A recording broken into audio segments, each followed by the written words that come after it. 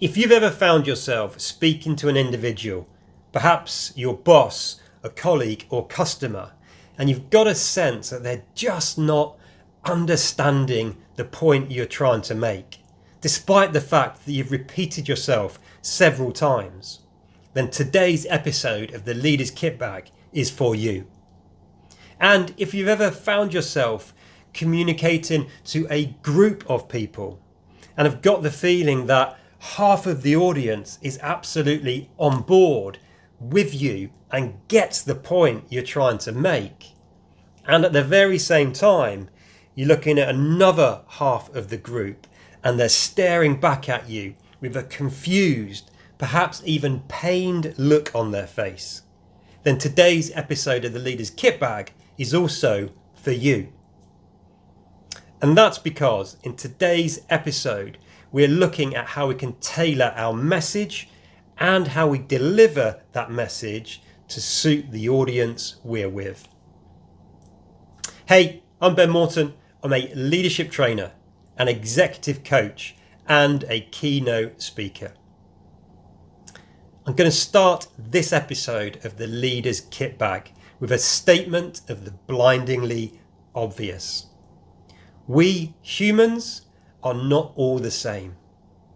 We don't think and communicate in the same way. We have different maps of the world. We think differently and navigate the world in slightly different ways. What this means is that the way in which we communicate with one person that might be highly effective doesn't work with another. This can also be true of groups. It's quite common for a team or a group to have a large percentage of people who all think and communicate in a similar way. This could be as a result of the function within which they work, or maybe it's due to the sector within which they work. Perhaps it's cultural. There could be a whole number of reasons, but groups aren't all the same. And at the same time, some groups can have a preference for how they communicate. For example, some people are very much big picture thinkers. As soon as they've heard the headlines, they're happy, and they can then become quickly bored or disengaged when there's too much detail. And at the very same time, there are other people who are detail thinkers. This is very much how I operate within the world. The detailed thinkers, once they've heard the big picture, will straight away go to the minutiae of analysing the idea. Like, how's it going to work? What are the steps? What are the benefits? What are the risks? What do we need to do first? So to bring this to life, let me tell you a quick story. Once upon a time, I was working in a different consultancy. And my now friend, Richard, who is very much a big picture thinker, proposed the idea of running an event for past, current and potential clients. He shared his overall vision for this event with a lot of energy and enthusiasm. And me, being a detailed thinker, immediately in my head, I'm processing it and thinking about, okay, what do we need to look like? What will the event look like? If we're talking about this now in November, then we probably need to get save the dates out before Christmas. What's the agenda going to look like? When we need to send out final invites? When do we need to secure the venue by? Etc, etc.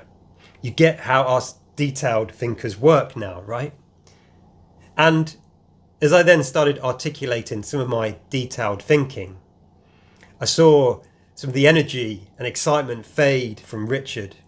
And I'm not sure if he ever actually said these words, but I get the feeling he felt as though I'd just thrown a bucket of cold sick over his idea. That wasn't my intention. It's just we both think and communicate in very different ways. So your takeaway from today's episode of the Leader's Kit Bag is to tailor your message and communication style to the audience with which you are communicating. And if you don't know the communication preferences for the group you're working with or communicating with, then communicate in different ways. That way you can ensure that your message is being not just heard, but understood by everyone you're talking to. That's it for today's episode of the Leader's Kit Bag. As always, I hope it's been useful. Look after yourself and look after those people you've got the privilege and responsibility to lead. Until next time, lead on.